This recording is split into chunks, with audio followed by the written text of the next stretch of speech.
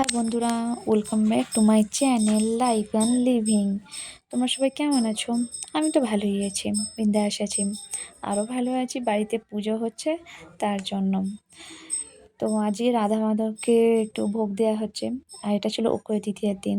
ভিডিওটা আমার শেয়ার করা হয়নি, এডিটও করা হয়নি, শেয়ার করা হয়েছিল না। কাজের জন্য অত মাথায় ছিল না। তো আজকে মনে হলো যে ভিডিওটা এডিট করে একটু শেয়ার করি। তো ভিডিওটা কেমন লাগলো কমেন্টে আমাকে জানিও লাস্টে। ভিডিওটা দেখতে থাকো পুরোটা। আর এই যে রাধা মাধবকে আরতি করছে, কত সুন্দর লাগছে, রাধা মাধব কেমন সেজেছে। তো ভালো লাগলে আমাকে জানিও। রাধা মাধবকে এত সুন্দরভাবে সাজিয়েছে, শাড়ি টাড়ি পরিয়ে, তো ভালোই লাগছে। বা সকাল থেকে প্রচণ্ড ব্যস্ত ছিলাম কাজে। তা বাইরে থেকে কেনাকাটি করতে যাওয়া, আনতে যাওয়া, সব ফুল মিষ্টি সব আনতে যাওয়া, আগে থেকে কেনাকাটি করা ছিল। আর সেই দিনকে বাপি বাড়িতে ছিল না, বাপি ট্রেনিং পড়েছিল, বাপি চলে গিয়েছিল।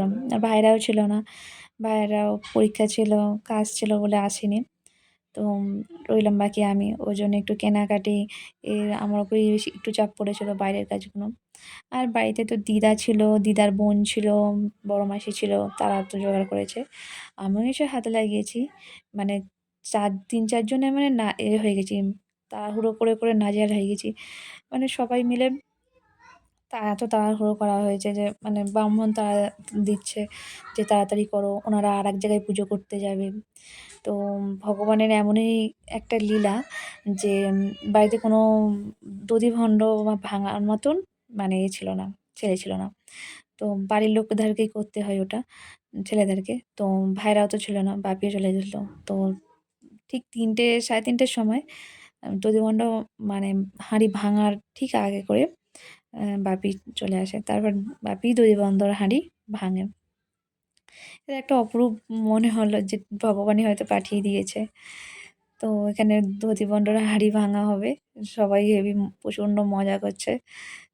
আমি ভাবছিলাম যে কি করব, আমি কি দধিমন্ডর কাদা মাখবো? মাখবো না। এমনিতে কাদা নয়, জল। সবাই মাথায় নিলাম। শাড়ি পরেছিলাম তো ওই জন্য আরও করিনি।